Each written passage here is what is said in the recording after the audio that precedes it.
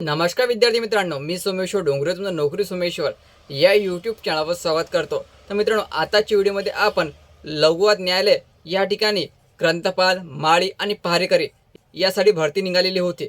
जर तुम्ही या ठिकाणी आपला अर्ज भरला असेल तर यावरची महत्त्वपूर्ण अपडेट आलेली आहे। हे अपडेट काय आहे हे जाणून घेण्यासाठी तुम्ही हा व्हिडिओ शेवटपर्यंत पाहायचा आणि चॅनलवर नवीन असेल चॅनलला सबस्क्राईब करा। नोकरीची प्रत्येक अपडेट तुम्हाला आपल्या यूट्यूब चॅनलवर मिळत राहील। तर मित्रांनो, सर्वात अगोदर पहारेकरी, माळी आणि ग्रंथपाल जे विद्यार्थी पात्र झालेले होते आणि अपात्र झालेले होते यांची यादी या ठिकाणी जाहीर करण्यात आलेली होती।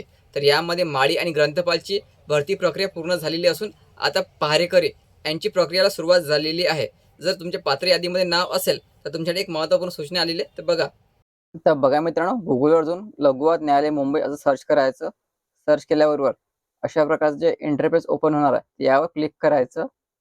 ठीक आहे, क्लिक केल्यानंतर तीन रेषा दिसेल तुम्हाला पांढऱ्या, यावर क्लिक करायचं। यावर क्लिक केल्याबरोबर सूचना यावर क्लिक करायचं आणि सेवा भरती यावर क्लिक करायचं। तर या ठिकाणी बघा संपूर्ण माहिती तुम्हाला प्राप्त होईल जाईल।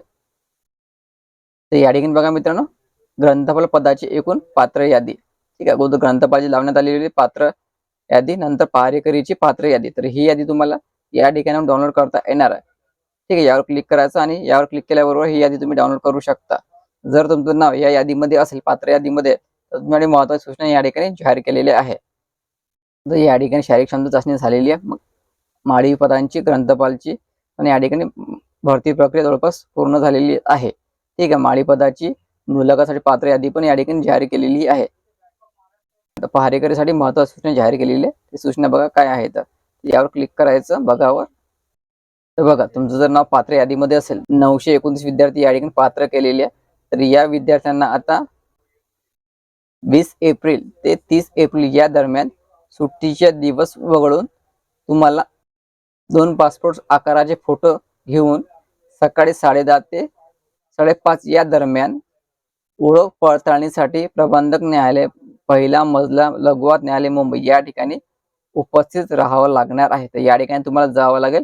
20 ते 30 एप्रिल दरम्यान तुम्ही केव्हा पण जाऊ शकता, पण ज्या दिवशी सुट्टी असेल त्या दिवशी जायचं नाही।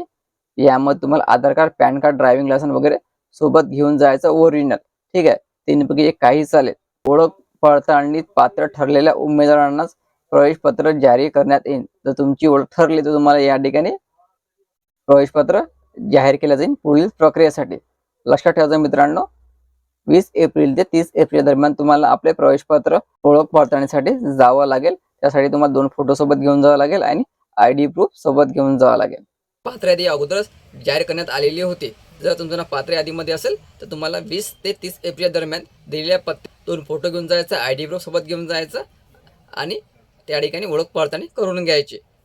तर मी तुम्हाला सांगितलेलं यादी कशाप्रकारे पाहायची, कशाप्रकारे डाउनलोड करायची, तर दिलेल्या साईटवरून तुम्ही ती यादी डाउनलोड करू शकता। तर व्हिडिओ महत्त्वाचा, जास्तीत जास्त शेअर करा आणि व्हिडिओ लाईक करा। धन्यवाद।